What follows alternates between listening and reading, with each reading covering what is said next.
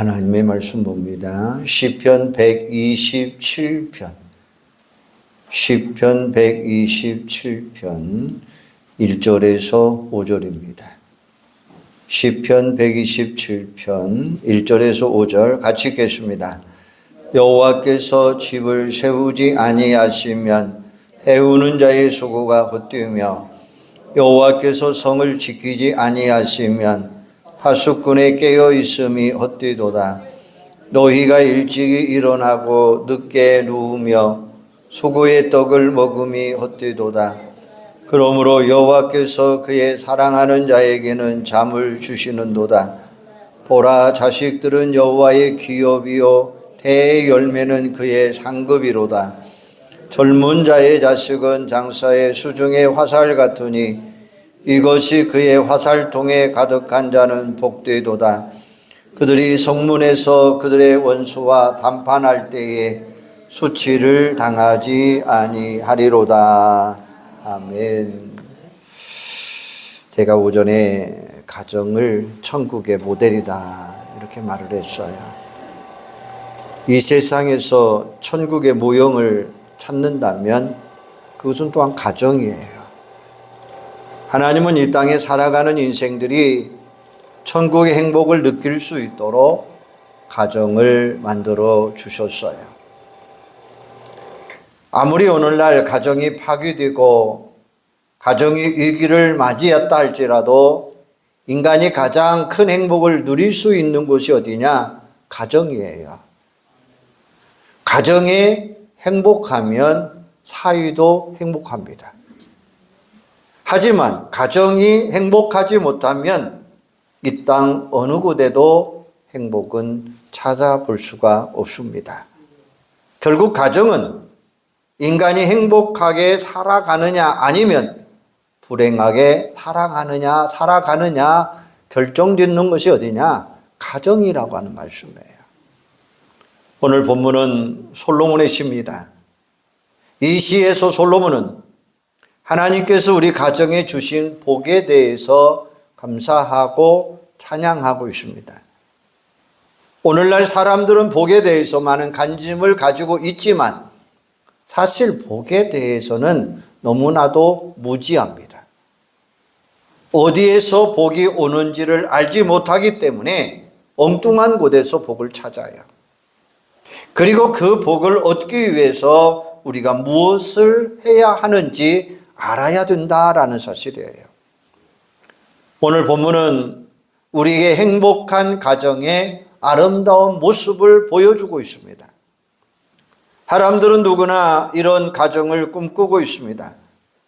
아마도 이 말씀을 한 번이라도 들어본 성도라면 우리의 가정이 이런 모습으로 만들어졌으면 하는 소망을 가지게 될 것입니다. 하지만 이 소망을 가지고 있다고 해서 모두 다 그런 가정을 만든다? 이건 또한 아니죠. 그런 의미에서 복은 우리가 원한다고 받는 것도 아니고 우리가 노력한다고 해서 쟁취되는 것도 아닙니다. 복은 철저하게 하나님의 은혜를 통해서 이루어진다는 사실을 기억하시기를 바랍니다. 다시 해서 이 시간 우리는 말씀하고 있는 가정은 무엇인가 한번 찾아보시기를 바랍니다. 성경이 말씀하고 있는 복 있는 가정, 하나님이 보시기에 아름다운 가정이 무엇인가를 우리에게 말씀해 주고 있습니다. 그 첫째는 하나님께서 함께 하시는 가정이에요. 솔로몬은 먼저 성공적으로 보이는 인간의 어떤 노력도 하나님이 간섭하지 아니하면, 하나님이 간섭이 없다면 무용지물이다라고 이야기하고 있어요. 다시 말하면 하나님의 범주를 떠난 인간은 그 어떤 노력도 모두가 다 헛되도다라는 이야기예요. 전도서 2장 24절에 보면 사람이 먹고 마시며 수고하는 것보다 그의 마음을 더 기쁘게 하는 것은 없나니 내가 이것도 본즉 하나님의 손에서 나오는 것이니라 라고 말씀합니다. 잠언 16장 9절에 보면 사람이 마음으로 자기 길을 계획할지라도 그 걸음을 인도하시는 이는 여호와시니라 라고 말씀합니다. 오늘 본문 속에서도 조건을 이야기하고 있는데 그 조건의 첫 번째는 뭐냐? 여호와께서라는 말씀이에요.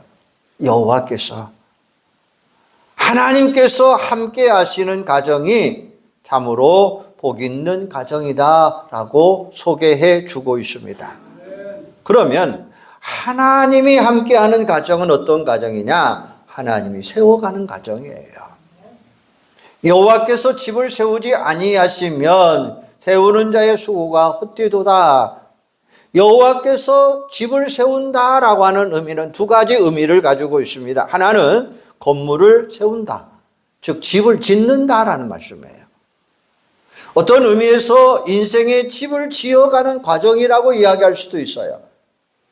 예수님께서 산상보온 결론 속에서 우리 인생의 집을 건축하는 비결을 말씀해 주면서 모래 위에 지은 집과 반석 위에 지은 집을 설명해 놓고 있습니다. 그래서 사람에 대해서 인재 혹은 기둥 혹은 들보다 이렇게 표현하고 있습니다. 또 다른 하나는 가정을 세워간다 이렇게 이야기했어요. 사라와 나헬은 그들의 하녀들을 통하여 자녀를 얻는다라고 하는 이야기에서 세운다 이렇게 표현을 했어요. 또한 야곱은 라반에게 나는 어느 때나 내 집을 세우려 함이라. 바로 완전히 독립해서 가정을 이루는 것을 세운다 이렇게 표현을 했어요. 하나님께서 세우지 아니하시면 아무리 수고하고 집을 세운다 할지라도 그 집은 바로 설 수가 없다는 거죠. 또한 하나님께서 세우지 않는다면 아무리 자식이 많고 재산이 많다 할지라도 바른 집으로 세워갈 수 없다 말씀하고 있어요. 창세기 11장에 보면 바벨론 사건이 아주 중요하게 우리에게 등장을 해요. 사람들은 자신들이 답을 찾고 자신들의 뜻을 이룰 수 있다라고 생각했는데 끝내는 어떻게 됩니까? 바벨탑이 무너지잖아요. 실패하잖아요. 하나님이 세워주지 아니하면 모든 인생이 이와 같고 하나님이 없이 세우는 집은 모래 위에 세우는 집이요 실패할 수밖에 없는 인생임을 우리에게 말씀하고 계십니다. 두 번째는 하나님이 지켜주는 가정이에요. 여호와께서 성을 지키지 아니하시면 파수꾼에 깨어 있음이 헛되도다. 우리 인생은 자기의 성을 지키는 일에 비교할 수 있습니다. 왜냐하면 인생이란 그 전부가 결국 자기 것을 지키고 몸부림치는 것이라고 말할 수 있어요. 사람들은 저마다 성을 쌓아가고 있습니다. 그리고 그 성을 지키기 위해서 온갖 노력과 방법을 구하고 있습니다. 그런데 문제는 인간이 스스로에게 자신을 지킬 수 있는 능력이 있느냐 없느냐는 거죠. 하나님께서 지켜주지 않으신다면 인생의 몸부림은 헛되고 말 것입니다. 왜냐하면 그 어느 누구도 자신을 완벽하게 지켜나갈 수 없기 때문이에요. 요즘 사람들은 자신과 자신의 것을 지키기 위해서 얼마나 많이 노력을 기합니까? 높은 담장도 놓습니다. 온갖 시설을 갖추어서 철옹성같이 모아 놓습니다. 하지만 그렇게 쌓아놓고 갖추어 놓아도 마음은 또한 편하지 않습니다. 이게 바로 인간의 한계다라고 이야기하고 있어요. 하나님 없는 성의 허무함을 우리에게 보여주고 있는데 그 보이는 성이 뭐냐? 예루살렘 성전이에요.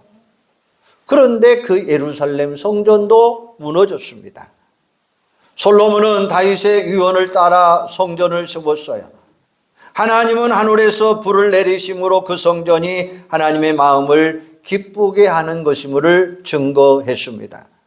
그리고 말씀합니다. 역대하 7장 15절에 보면 이제 이곳에 하는 기도에 내가 눈을 들고 귀를 기울이니 이는 내가 이미 이 성전을 택하고 거룩하게 하여 내 이름을 여기에 영원히 있게 하였습니다.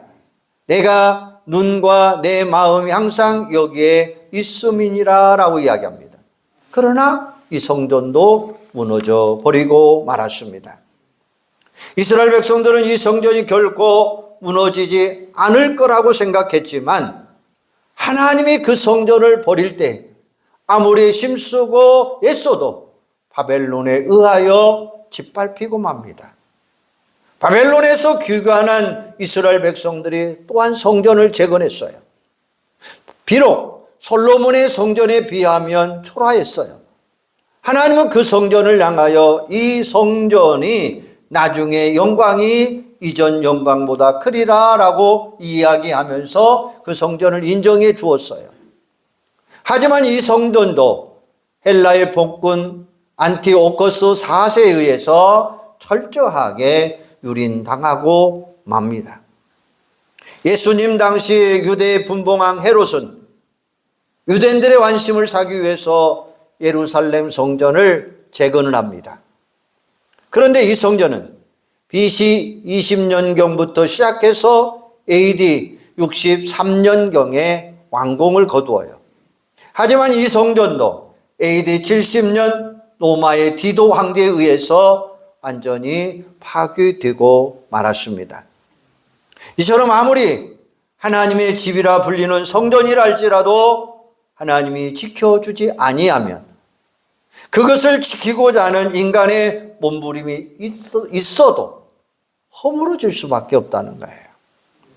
마찬가지로 우리의 가정도 하나님께서 우리를 지켜주지 아니하시면 우리의 가정도 무너진다는 사실을 분명히 기억하시기를 바랍니다. 세 번째는 하나님이 보상하시는 가정이에요. 너희가 일찍 일어나고 늦게 누우며 수고의 떡을 먹음이 헛디도다. 그러므로 여호와께서 그의 사랑하는 자에게는 잠을 주시는도다 라고 말씀하셔요. 사람들은 저마다 풍요로운 삶을 살아가기 위해서 부단히들 노력을 합니다. 아침에 일찍 일어나서 저녁에 늦게까지 땀을 흘리고 수고를 합니다.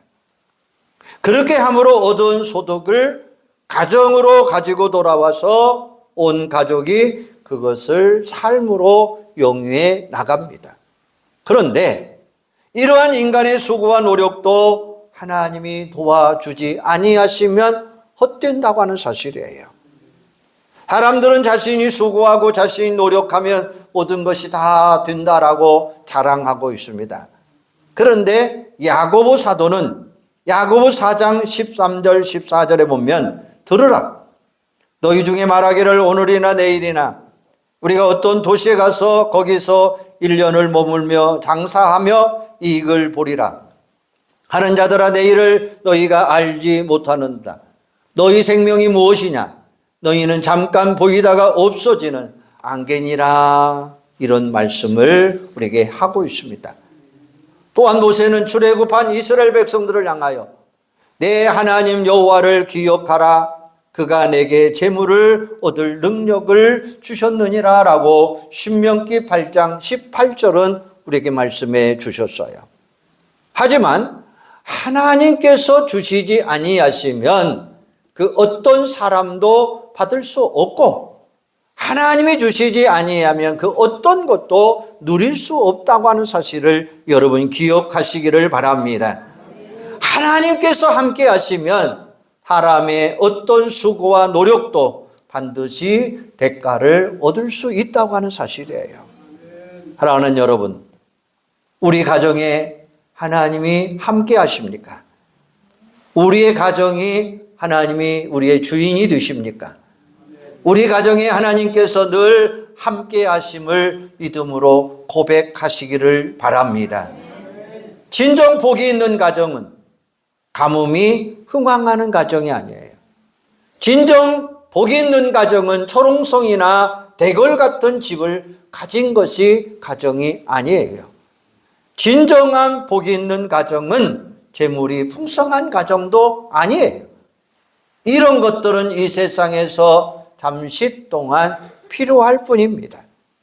그래서 성경은 이런 것들에 얽매이지 말라. 그것은 헛되고 헛된 것이니라 라고 말씀했어요. 진정 복이 있는 가정은 여호와께서 함께 하시는 가정이 되는 줄로 믿습니다. 진정 행복한 가정은 하나님께서 우리의 산성이 되어주시고 우리의 방패가 되어주시는 줄로 믿습니다. 진정 행복한 가정은 하나님께서 수고의 대가를 보상해 주는 가정이 되는 줄로 믿습니다. 그래서 온 가족이 이렇게 고백하시기를 바랍니다. 하나님은 이 집의 주인이시오. 식사 때마다 보이지 않는 손님이시오. 모든 대화에 말없이 듣는 그분이다 라고 말씀하고 있습니다. 바로 하나님이 우리의 가정의 주인이 되어야 된다라고 하는 사실이에요. 이 가정을 우리는 진정한 복 있는 가정이다라고 말할 수 있어요. 그리고 그들을 가르쳐서 진정으로 행복한 자들이다라고 말하고 있습니다.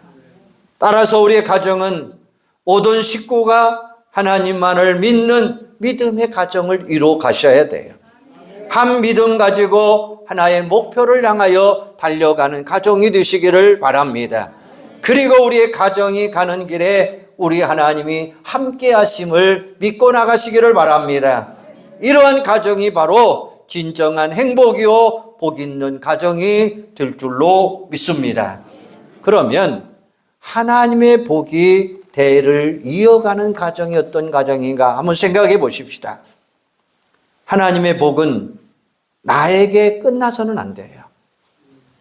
나만 예수 잘 믿고 나만 예수를 위하여 살고 나만 복음을 위하여 살았다고 해서 우리 가정이 복 있는 가정이 아니라는 거예요.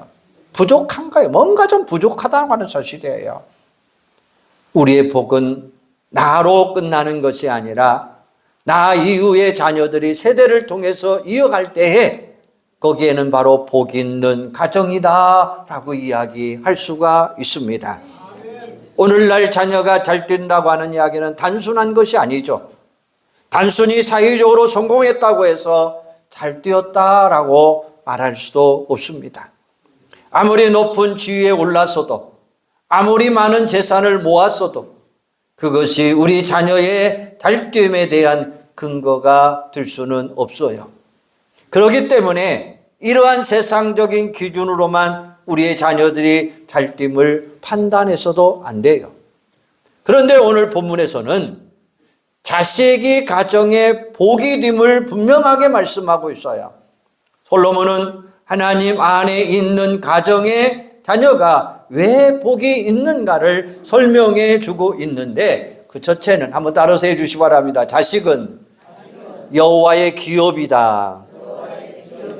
3절에 보면 보라 자식들은 여호와의 기업이요 라고 이야기했습니다. 여기서 기업은 부모님으로부터 물려받은 유명의 유산이다라는 말씀이에요. 아무리 훌륭한 가문이라 할지라도 대를 이어가지 못한다면 그것은 복이라고 셀 수 없겠죠. 아무리 많은 재물을 쌓아 놓았다 할지라도 그것을 누릴 자손이 없다면 아무런 의미가 없겠죠. 결국 그렇다면 자식이 있다고 하는 이야기는 그의 가문이 유지되었다라는 말씀이죠. 그리고 부모의 세대부터 복이 자자 손손들에게 이어져 가야 된다는 거예요. 그런데 이 자식들이 하나님께서 한 가정에 주시는 아름다운 선물이다라고 이야기하고 있어요. 기업이다라고 말씀하셨어요. 물론 자녀를 생산하기 위한 부모의 노력이 결코 무시될 수는 없죠. 하지만 하나님께서 허락하지 아니하시면 우리는 결코 자녀도 얻을 수 없어요. 즉 자녀를 잉태하고 출산하는 것은 하나님의 창조 사역이다라는 이야기죠. 이게 창세기 1장 28절의 말씀이에요. 하나님은 아브라함의 아내 사라의 태를 그녀의 몸에서 90세에 열어주심으로 인해서 이삭이 태어나죠. 하나님은 야곱의 아내 라헬의 태를 열지 않으므로 자녀를 얻지 못하다가 그 후에 그녀의 태를 열어서 요셉과 베냐민을 생산하게 합니다. 하나님은 한나의 기도를 들으시고 그녀의 태를 여심으로 사무엘이라고 하는 사람이 출산하게 됩니다. 하나님은 엘리사벳의 태를 주장함으로 인해서 요한을 잉태하게 합니다. 이처럼 하나님은 인간의 태를 열기도 하시고 닫기도 하신다라는 사실이에요. 오늘날 많은 젊은이들이 결혼을 늦게 함으로 인해서 자녀를 출산하는 나이가 갈수록 늦어지고 있다는 이야기예요. 또한 젊은 부부들이 여러 가지 이유를 들어서 자녀를 늦게 출산하려고 합니다. 하지만 자녀를 원하지만 얻지 못함으로 인해서 고통을 당하고 있는 부부들도 우리는 많이 볼 수가 있습니다. 따라서 태가 열려 자녀를 얻을 수 있다고 하는 이야기는 하나님이 그의 가정에 복을 주셨다라는 증거예요. 또한 부모들은 하나님께서 잠시 맡겨주신 기업을 하나님의 뜻 안에서 바로 양육하여야 될 책임이 주어졌다는 사실입니다. 그래서 우리 자녀들이 하나님의 자녀로 바로 채워질 때 비로소 하나님의 기업으로서 복을 누리게 될 줄로 믿습니다. 두 번째는 한번 따라서 하세요. 자식은 하나님이 주신 상급이다. 태의 열매는 그의 상급이로다라고 이야기했어요. 우리 속담에 10손가락 깨물어서 안 아픈 손가락이 없다라고 하는 이 말이 있죠. 우리 자녀들의 모든 것은 다 소중하다라는 말씀이에요. 아무리 이 세상에 귀한 보물을 준다 할지라도 자기 자녀와는 바꾸지 않을 것입니다. 금을 가지고 자녀와 똑같은 모양으로 만들어 준다고 해서 그 자녀를 바꿀 부모가 누가 있겠습니까? 그래서 사람들은 자기의 자식이 비록 부족하다 할지라도 끝까지 사랑하는 부모들의 모습 볼 수 있잖아요. 아무리 못났어도 가장 아름다운 자녀가 자기 자녀예요. 그 자녀가 사랑스럽습니다. 그렇다면 우리에게 자녀가 있다는 하나의 사실만으로도 우리는 이미 이 세상 그 누구보다도 부유한 사람이다라는 말씀이에요. 또한 우리는 우리 자녀가 있다는 그 사실만으로도 이 세상 그 어느 곳에도 얻을 수 없고 누릴 수 없는 기쁨의 근원이 된다는 사실입니다. 우리 가정의 자녀는 하나님이 우리 가정에 주신 상급입니다. 우리가 하나님을 믿는 믿음 안에서 아름다운 가정을 이루어 가시기를 바랍니다. 그리고 하나님은 그런 우리 가정의 자녀라고 하는 상급을 주시고 누리도록 하셨습니다. 따라서 우리는 하나님의 상급인 자녀를 통해서 우리가 이 땅에 살아가는 동안 기쁨을 누리게 하셨습니다.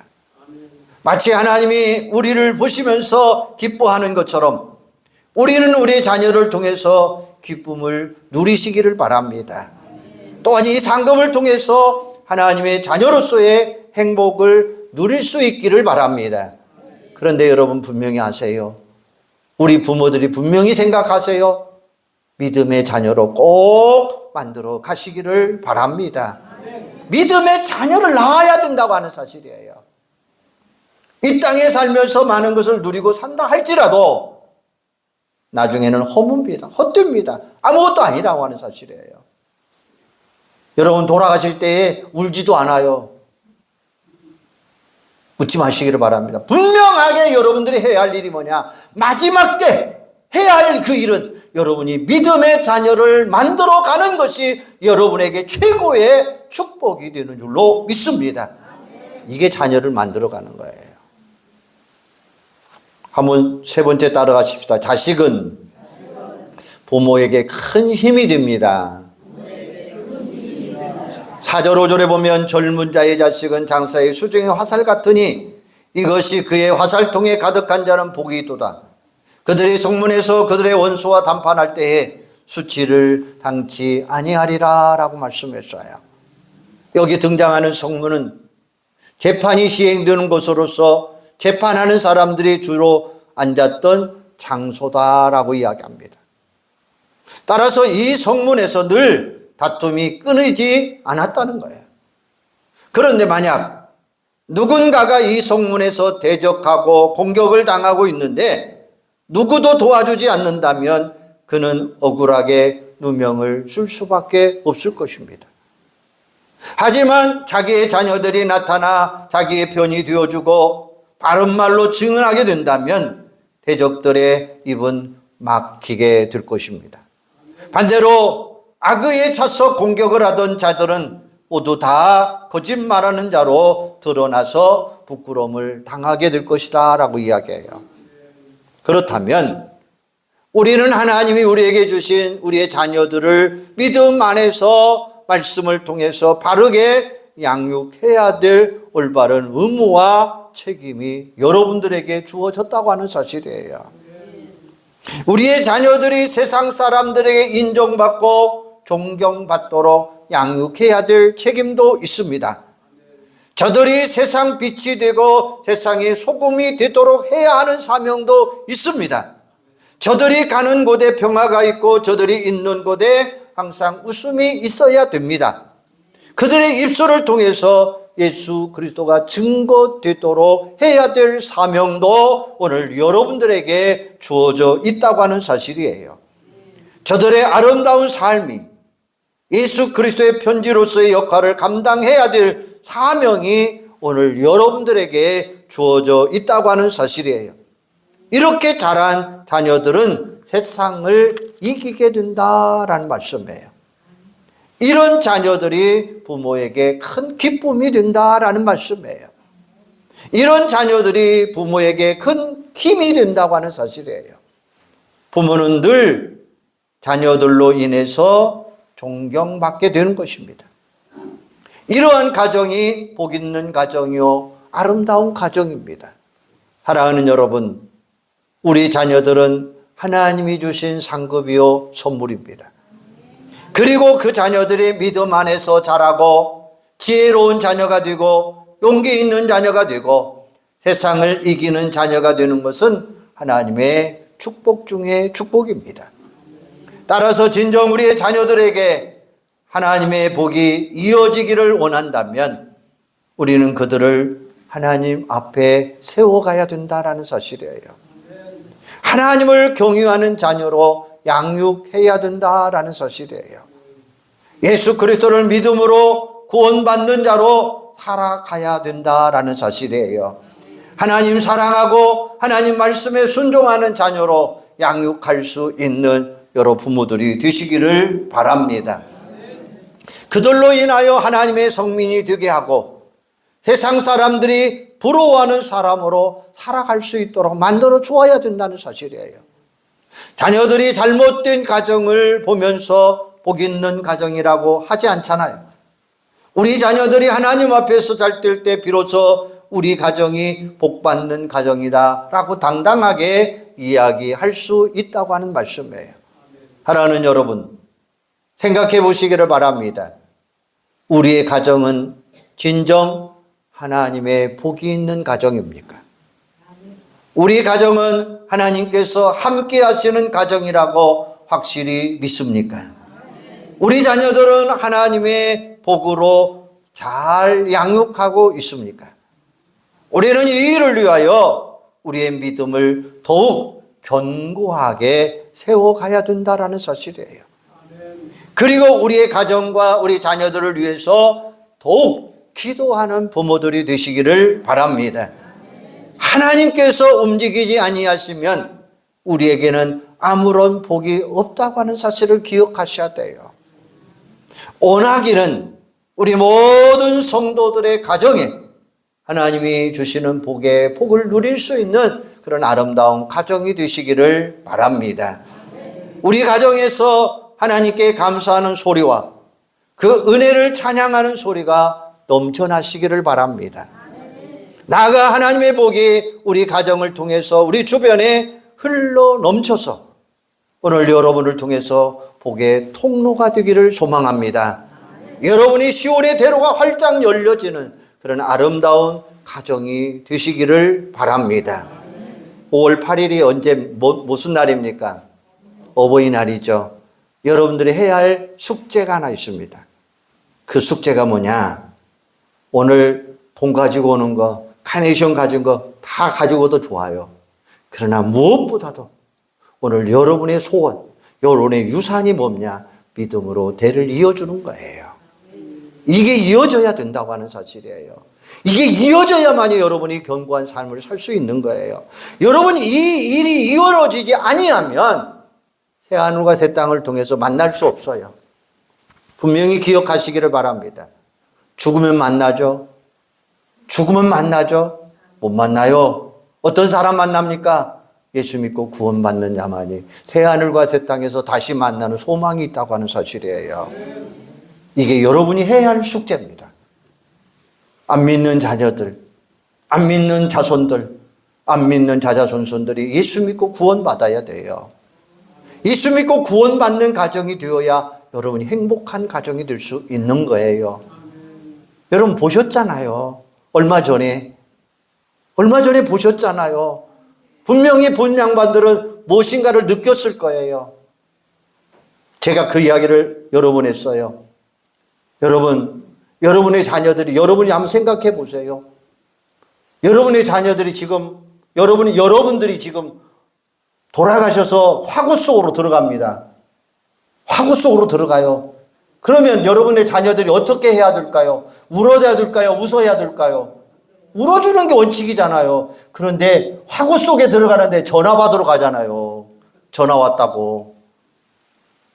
이게 안 믿는 사람과 믿는 사람의 차이점이에요.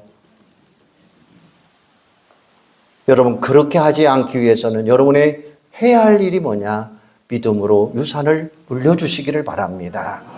꼭 예수 믿고 구원받을 수 있도록, 예수 믿는 자녀들은 더 열심히 신앙생활할 수 있도록 권면해 주시고, 예수 믿지 않는 자자손손이 있다고 한다면 예수 믿고 구원받고 우리 하나님의 나라 가자라고 유산하는, 물려줄 수 있는 여러분들이 꼭 되시기를 주님의 이름으로 축원합니다. 한번 옆 사람에게 꼭 그렇게 한번 고백해 보시기 바랍니다. 집사님의 가정이 명문가정, 복의 명문가정이 되시기를 바랍니다. 한번 고백해 주시기를 바랍니다. 할렐루야. 기도하겠습니다. 하나님, 오늘 말씀합니다. 여호와께서 집을 세우지 아니하시면 세우는 자의 수고가 겉되며 여호와께서 성을 지키지 아니하시면 파수꾼의 깨어 있음이 헛되도다 말씀하여 주셨어요. 보라, 자식들은 여호와의 기업이요 태의 열매는 상급이다 라고 말씀해 주셨어요. 오늘 우리 온 가정들이 아름다운 자녀들을 이루게 하시고 용기 있는 자녀가 되게 하시고 세상을 이기는 자녀가 되어 하나님의 복을 누릴 수 있도록 주여 도와 주시옵소서. 이 모든 것이 하나님이 세워주셔야만 합니다. 하나님이 지켜주셔야만 합니다. 그래서 우리는 예수 믿고 구원받고 하나님의 자녀로 말씀에 순종하는 것으로 양육하게 하여 주시옵소서. 아버지 하나님, 원합니다. 우리 성도들 가정 가운데 믿음의 대를 이어서 훌륭하게 살아가는 가정도 있는가 하면 나만 믿고 우리 자녀들이 예수 믿지 않음으로 인해서 고통 가운데 있는 부모들도 있습니다. 아버지 하나님, 이번 기회를 통해서 우리 온 자녀들에게 예수 믿을 수 있도록, 하나님 믿을 수 있고 구원받고 하나님의 영광을 누릴 수 있도록 그들에게 권면하며, 권면을 들은 자녀들은 예수 믿는 놀라운 역사들이 있게 하여 주시옵소서. 그래서 온 성도들의 가정이 하나님의 복이 넘치는 아름다움이 있게 하여 주시옵소서. 우리 가정을 통해서 감사의 소리와 은혜를 찬양하는 소리가 넘치게 하여 주시고, 우리 가정이 하나님이 주시는 복을 받아서 우리 주변에 흘러넘침으로 복의 통로로 쓰임받는 은혜의 역사가 있게 하여 주시옵소서. 그래서 오늘 우리의 숙제, 하나님 온 식구들이 예수 믿고 구원받고 하나님 영광 돌리는 그런 가정들로 역사하여 주시옵소서. 이 시간 명령합니다. 우리 성도들을 붙들고 아버지 하나님 악한 사탄 마귀가 아버지 하는 그것을 끊지 못한다면 오늘 이 시간 나사렛 예수의 이름으로 명하노니 성도들을 힘들게 하고 붙들게 하고 억압 속에 있는 모든 끈들은 나사렛 예수의 이름으로 제거될 지어다. 주님 역사하여 주시옵소서. 그래서 온 자녀들이 예수 믿고 구원받는 하나님의 복의 복을 누릴 수 있는 명문 가정들로 역사하여 주시옵소서. 예수님의 이름으로 축복하며 기도하옵나이다. 아멘.